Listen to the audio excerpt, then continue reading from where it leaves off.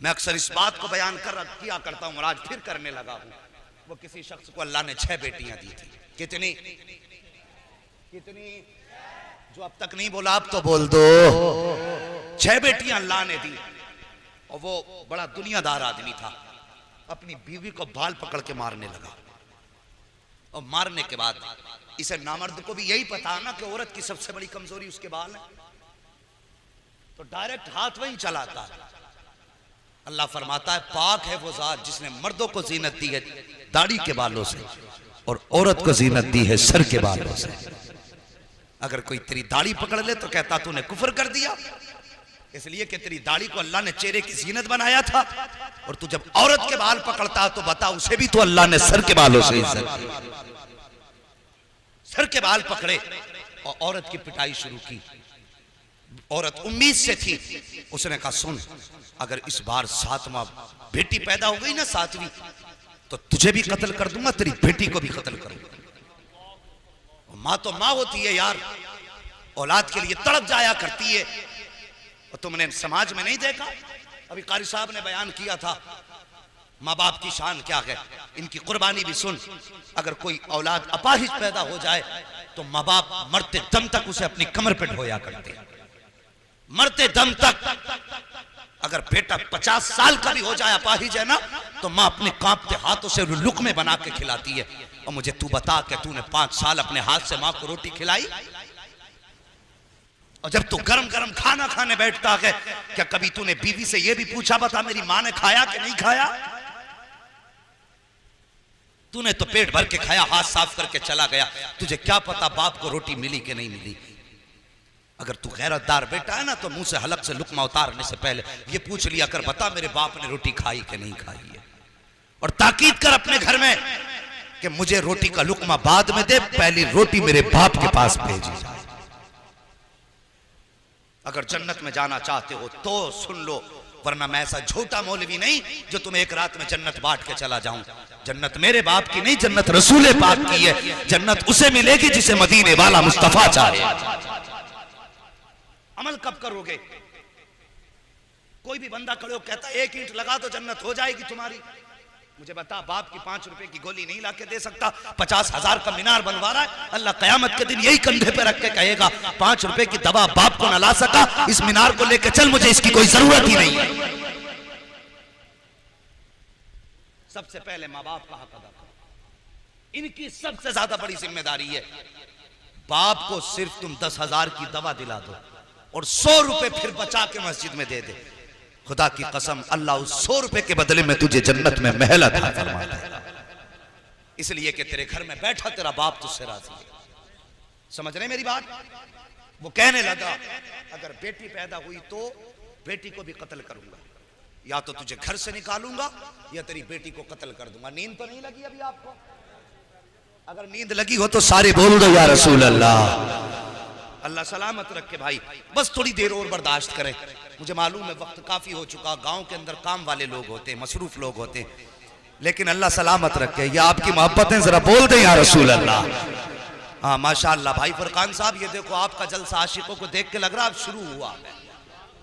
अल्लाह सलामत रखे, चेहरे अच्छे हों तो फिर बातें भी अच्छी हुआ करती हैं। इधर मोहल्ले वाले कम बोल रहे हैं, लगता अपोजिट पार्टी से है। जरा इधर वाले भी कह देना या रसूल अल्लाह। हाँ कभी भी हुजूर को पुकारा करो ना तो मौलवी को दिखाने के नहीं, अपने नबी को मनाने के लिए पुकारा करो, वल्लाह वो सुन लेंगे, फरियाद को पहुंचेंगे। इतना भी तो हो कोई जो आ करे दिल से, हुजूर को दिल से पुकारा करो।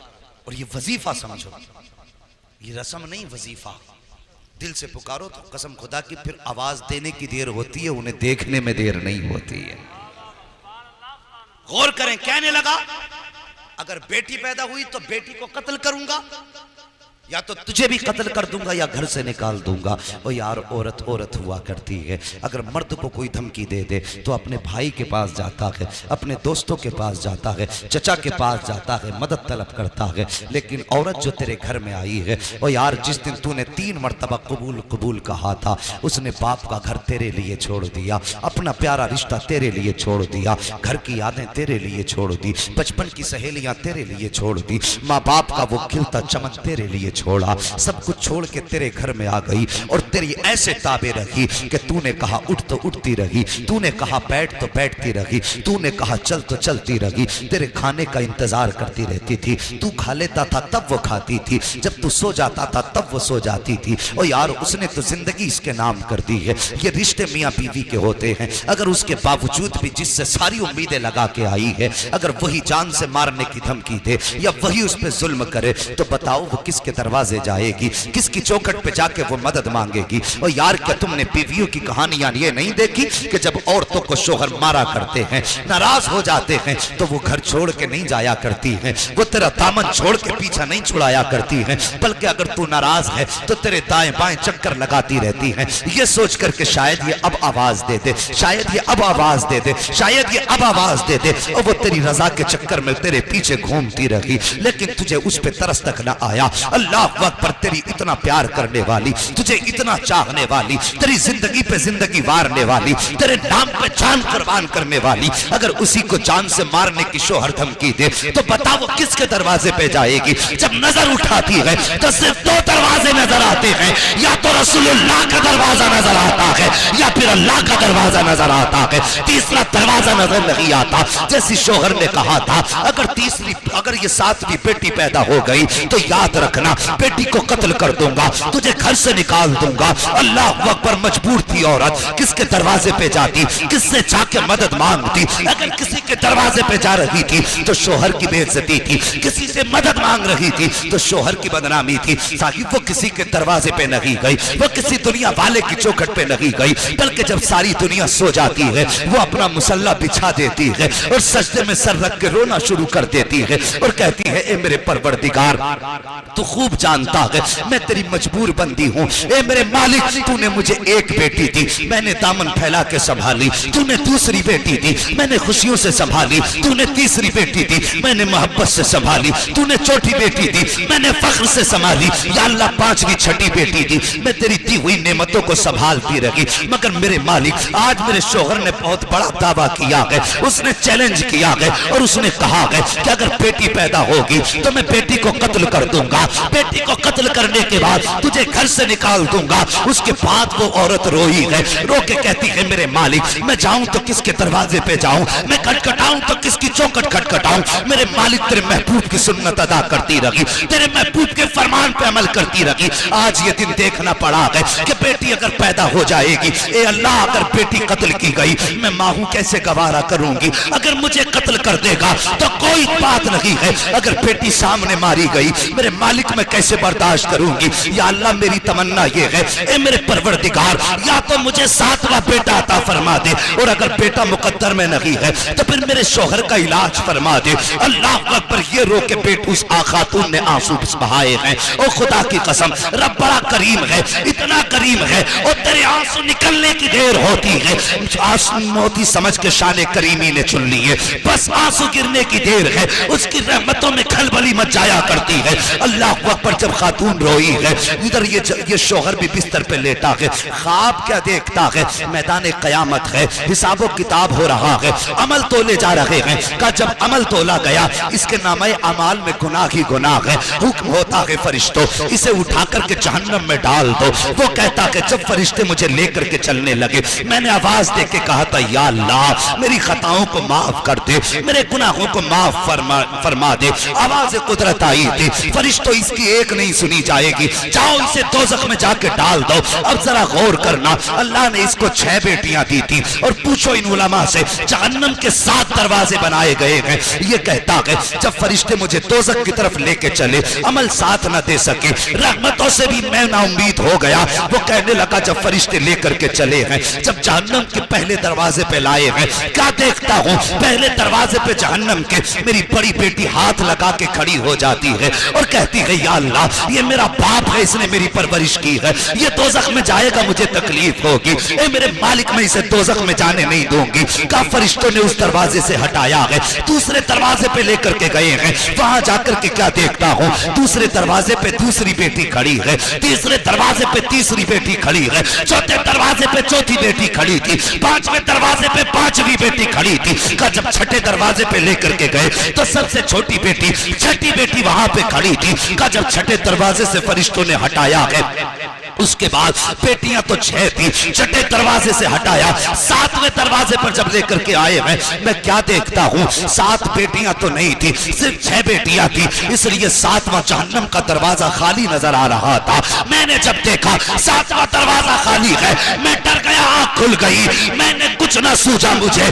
मैंने सजदे में सर रख दिया और रो के कहा था, या अल्लाह मुझे 7वां बेटा ना दे, अगर देना है तो अपने कर्म से मुझे 7वीं बेटी फरमा दे। नारे तकबीर, दोनों हाथों को उठाकर नारे तकबीर, नारे रिसालत, उलमाए अहले सुन्नत मसलके आला हजरत अल्लामा मुफ्ती हम्माद साहब किबला, हजरत अल्लामा मुफ्ती हम्माद साहब किबला, सरजमीने अदलपुर, सरजमीने अदलपुर, नारे तकबीर, नारे रिसाल। अल्लाह अकबर, ये बेटी होती है। अगर तेरे आंगन में बेटियां आई हैं, दिल थोड़ा न कर, बल्कि 2 रकात और ज्यादा पढ़। मालिक तेरा शुक्र है, तूने मेरे आंगन को जन्नत के टिकट से आबाद कर दिया है। वो तो निहायत सस्ता सौदा बेच रहे हैं जन्नत का। हम मुफलिस क्या मोल चुकाएं, अपना हाथ ही खाली है। हम मुफलिस क्या मोल चुकाएं, अपना हाथ ही खाली है। ओ साहिब, बेटियां हो तो शुक्र के सजदे किया करो। और याद रखो, मैं बेटों की बुराई नहीं करता, मैं भी एक बेटा हूँ, लेकिन मैं दुआ करता हूँ अल्लाह मुझे मेरे माँ बाप का फर्माबरदार रखे। मैं जब तक जीऊँ हर बेटे को माँ बाप का फर्माबरदार रखे। बेटा वही कामयाब है जो माँ बाप का फर्माबरदार है। ये याद रखना मेरी बात, बेटा वही कामयाब है जो माँ बाप का फर्माबरदार है। जो माँ बाप का फर्माबरदार नहीं, उसकी दुनिया भी तबाह है और आखिरत भी तबाह है। ये जहन में बात रखना। और साहिब, बेटियाँ बड़ी अजीब होती हैं। वो बाप से बेटी का रिश्ता भी बड़ा अजीब होता है, बड़ा अजीब होता है। जब बेटे भी साथ छोड़ जाते हैं ना बाप का, और बाप मुसीबत में हो, बेटी को पता चल जाता है कि बेटों ने साथ छोड़ दिया है, सब कुछ छोड़ के बाप के कांधे से कांधा लगा के बेटी खड़ी होती है और कहती है, बाप दिल थोड़ा करने की जरूरत नहीं, बेटे साथ न दे तो कोई बात नहीं, अभी जमीन पे तेरी बेटी मौजूद है। अल्लाह अकबर, ये बेटी होती है। और अजीब रिश्ता होता है बाप का बेटी से। बाप अगर बेटी को बहुत खुश देखता है तब भी रो देता है, बाप अगर बेटी को गम में देखता है तब भी रो देता है। और बेटियों को भी खुदा ने यह जिक्र दिया है कि अगर ससुराल में सितम होते हैं ना, तो कभी बाप से उन जुल्मों का तस्करा बेटी नहीं करती। हाँ, क्या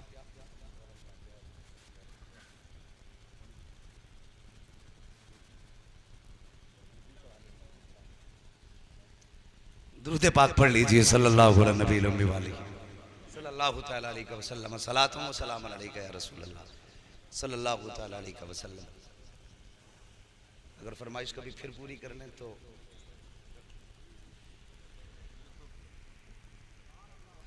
अल्लाह सलामत रखे।